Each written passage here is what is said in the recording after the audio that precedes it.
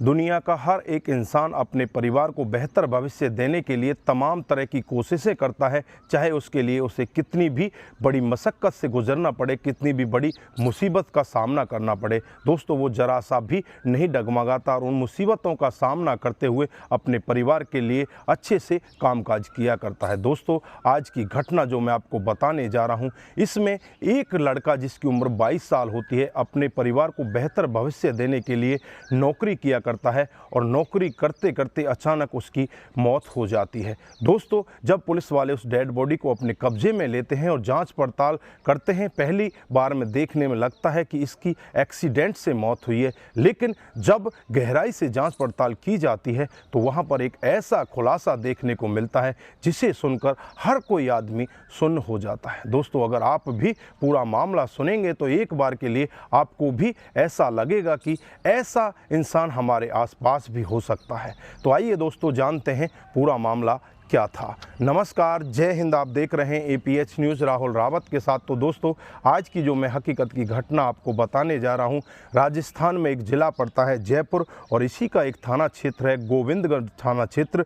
इसी के अंतर्गत एक गोरीकाबास गांव आता है। गोरीकाबास गांव की हकीकत की घटना है। पर जीवन राम नाम का एक व्यक्ति, जिसके 2 बेटे होते हैं। बड़े वाले बेटे का नाम होता है मोतीलाल और छोटे वाले बेटे का नाम होता है गिरधारी, जिसकी उम्र 22 साल होती है। और गिरधारी की पत्नी का नाम पूजा होता है और जिसकी उम्र 20 साल होती है। गिरधारी एक प्राइवेट कंपनी में जॉब किया करता है और नाइट में उसकी ड्यूटी चल रही होती है। लगभग 12 घंटे की उसकी ड्यूटी होती है। रात को 9 बजे से और सुबह 9 बजे तक उसकी ड्यूटी होती है। अपने घर से 2 किलोमीटर दूरी पर वो ड्यूटी करता है। घर से पैदल ही जाया करता है।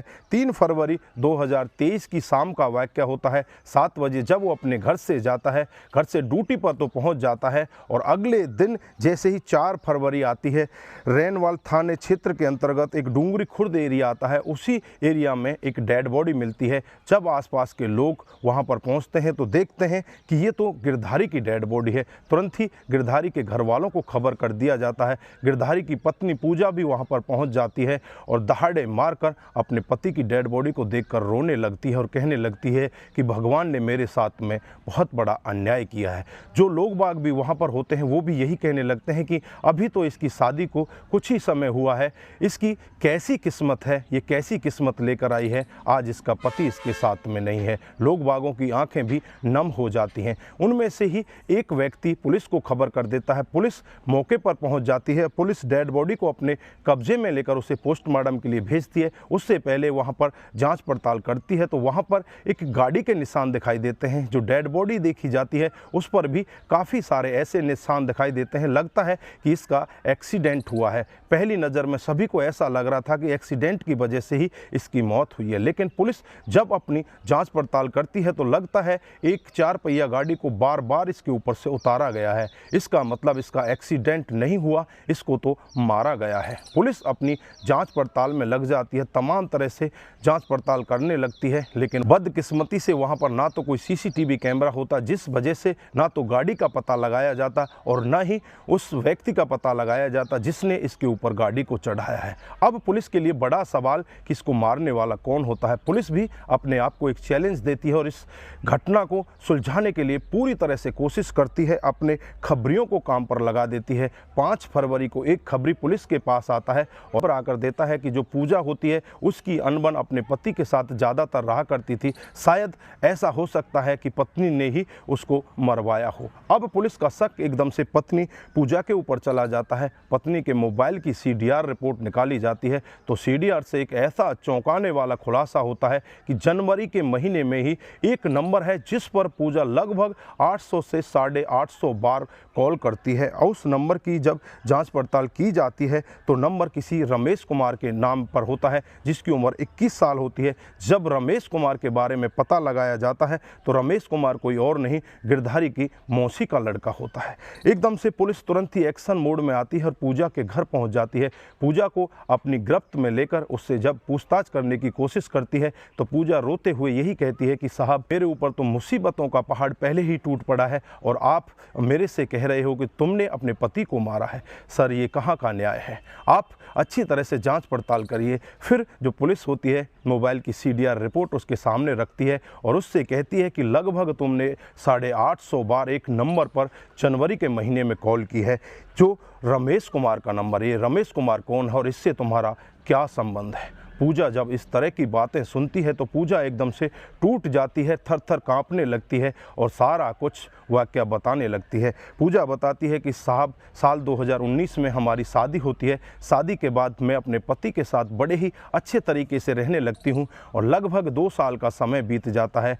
2 साल के बाद गिरधारी का एक मौसी का लड़का होता है जिसका नाम रमेश, वो हमारे घर पर आ जाता है। अब गिरधारी रमेश को देखकर बहुत ही ज़्यादा खुश होता है और उससे ताने भी मारने लगता है और कहने लगता है कि तू मेरी शादी में क्यों नहीं आया था। रमेश कुमार जो होता है वो दिल्ली में कोचिंग लिया करता है। रमेश कहता है कि भाई साहब मेरी कोचिंग चल रही थी, उस वजह से मैं नहीं आ पाया, मुझे क्षमा करना। उसके बाद जो गिरधारी होता है अपनी पत्नी पूजा के कमरे में अपने मौसी के लड़के को लेकर जाता है। वहाँ बैठाकर अपनी पत्नी से कहने लगता है कि इसकी अच्छी तरह से खातिरदारी करना। उसके बाद पूजा उसकी अच्छी तरह से खातिरदारी करती है। लगभग 2 घंटे का समय रमेश को वहीं पर हो जाता है। रमेश जब पहली बार पूजा को देखता है तो उसकी आंखें ठहर जाती हैं। उसे लगने लगता है कि ये तो बहुत ही सुंदर लड़की है, इसकी शादी तो मेरे साथ में होनी चाहिए थी। मन ही मन उसे अपनी दुल्हन बनाने का प्लान बनाने लगता है और वहाँ से अपने घर तो चला जाता है लेकिन दिल वहीं पर पूजा को देकर आ जाता है। उसके बाद 2 दिन का समय ही बीतता है। 2 दिन के बाद दोबारा रमेश अपने मौसी के लड़के के घर पहुँच जाता है और वहाँ जाकर देखता है तो पूजा अकेली घर पर होती है। उसे अपने दिल की बात कह देता है। यहाँ पर जो पूजा होती है एकदम से बहुत ज़्यादा गुस्से में आ जाती है और गुस्से में आकर उससे कहने लगती है कि तुम्हें शर्म आनी चाहिए, मैं शादीशुदा हूँ और तुम्हारे भाई की पत्नी हूँ, तुम किस तरह से मेरे ऊपर नज़र रखते हो। अब जो रमेश होता है एकदम से टूट जाता है और चुपचाप अपने घर आ जाता है। उसके बाद से ना तो वो अपने मौसी के लड़के के पास फ़ोन करता है और ना ही जो भाभी होती है उसकी पूजा उसके पास फ़ोन करता है। अपने घर पर चुपचाप रहने लगता है। लगभग 1 साल का समय ऐसे ही बीत जाता है। 1 साल के बाद एक दिन का वाक़या होता है जब पूजा अपने पति गिरधारी से कहती है कि क्या तुम्हारे भाई रमेश का फ़ोन तुम्हारे पास नहीं आता। तो गिरधारी कहने लगता है कि अब उसका फ़ोन मेरे पास आता नहीं है, पता नहीं क्या बात हो गई। फिर गिरधारी से नंबर लेती है और खुद रमेश के नंबर पर फ़ोन करती है और उससे कहती है कि मैं तुमसे मिलना चाहती हूँ, तुम मेरे घर पर आ जाओ। अब रमेश इस तरह की बातें सुनता है तो एकदम से रमेश फूला नहीं समाता, वो दौड़ा दौड़ा अपनी भाभी पूजा के घर पहुँच जाता है। पूजा भी उससे अपने दिल की बात कह देती है। 8 से 7 महीने का समय ऐसे ही बीत जाता है। इन 8-7 महीनों में ना तो कभी भी गिरधारी को इस सब के बारे में पता चलता, ना ही किसी और को इन सब के बारे में पता चलता। इनका प्यार प्रसंग इतना गहरा हो जाता है। एक दिन का वाक़या होता है, रमेश पूजा से कहने लगता है कि मैं तुमसे शादी करना चाहता हूँ, तुम्हारे बगैर मैं रह ही नहीं सकता, अब मैं तुम्हारे साथ ही रहना चाहता हूँ। पूजा भी उससे कहने लगती है कि मैं भी तुम्हारे साथ रहना चाहती हूँ लेकिन मेरे पति के रहते हुए ऐसा नहीं हो सकता। इस पर रमेश उससे कहता है कि क्यों ना हम यहाँ से भागकर कहीं दूर चले जाएं। उस पर जो पूजा होती है वो यही कहती है कि भागने से भी कुछ नहीं होगा, मेरा पति तो जिंदा है, मेरे पति के रहते हुए मैं दूसरी शादी नहीं कर सकती। फिर पूजा उससे कहती है कि क्यों ना मेरे पति को रास्ते से हटा दिया जाए और एक ऐसा प्लान बनाया जाए जिसके तहत लगे भी नहीं कि हमने ही मेरे पति को मारा है। फिर उसके बाद रमेश भी इस सब के लिए तैयार हो जाता है और प्लान के तहत ही रमेश अपने एक दोस्त से बातचीत करता है जिसका नाम सुनील होता है। सुनील से कहता है कि भाई किसी भी तरह से मेरी मदद कर दे। सुनील इस तरह का वाक्य सुनकर उससे मना कर देता है कि भाई मैं इस तरह का काम नहीं कर सकता, लेकिन रमेश उसे अपनी दोस्ती का वास्ता देता है और कहता है कि यार मेरी दोस्ती के लिए ये सब कर दे, मैं पूजा के बगैर रह ही नहीं सकता। और फिर ये दोनों मिलकर एक प्लान बनाते हैं, एक 4 पहिया गाड़ी का अरेंजमेंट करते हैं। फरवरी 2023 की करीब शाम को 7 बजे का वाक़या होता है। गिरधारी जब पैदल ही अपने घर से ड्यूटी की तरफ जा रहा होता है तो रास्ते में रमेश उसे मिल जाता है। रमेश उससे कहने लगता है कि भाई बहुत दिन हो चुके हम मिले नहीं हैं, क्यों ना आज हम थोड़ी देर शराब पी लेते हैं, आपकी ड्यूटी 9 बजे से है, फिर बाद में ड्यूटी पर चले जाना। उसके बाद वो ठेके पर जाते हैं, वहाँ से शराब ले लेते हैं और शराब पीने लगते हैं।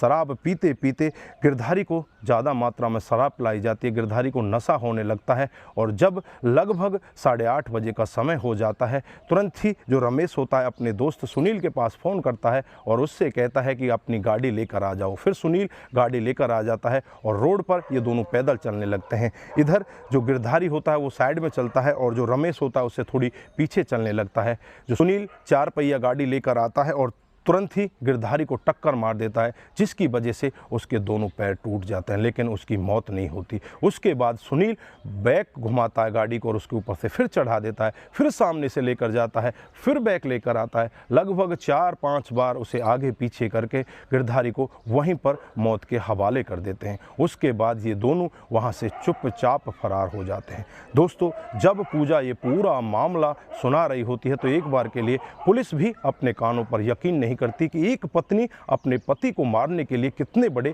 क्राइम को अंजाम दे सकती है। उसके बाद पूजा की ही तहरीर पर उन दोनों के खिलाफ भी मामला दर्ज कर लिया जाता है, जिसमें रमेश कुमार और उसका दोस्त सुनील होता है, दोनों की गिरफ्तारी कर ली जाती है। तमाम धाराएं उनके खिलाफ लगा दी जाती हैं और उन्हें जेल के अंदर बंद कर दिया जाता है। इस घटनाक्रम पर आप क्या बोलना चाहते हैं? यहाँ पर ऐसी पत्नी के बारे में आपके क्या विचार हैं? दोस्तों, आपकी जो भी राय है एक बार कमेंट बॉक्स में ज़रूर दीजिएगा। दोस्तों, इस घटनाक्रम को सुनाने का उद्देश्य किसी को बरगलाना, किसी को बहकाना, किसी पर किसी प्रकार का दबाव बनाना नहीं है। हमारा उद्देश्य बस यही है कि आप लोग जागरूक हों और ऐसे क्राइम के बारे में जानें जो डे बाय डे हमारे समाज में बढ़ते जा रहे हैं। दोस्तों, आज के लिए बस इतना ही। फिर मिलते हैं किसी नए मोड़ के साथ। तब तक के लिए आप अपना ख्याल रखें, अपने परिवार का ख्याल रखें, सतर्क रहें, सावधान रहें और ऐसे क्राइम को अपने आसपास ना होने दें। नमस्कार, जय हिंद, जय भारत।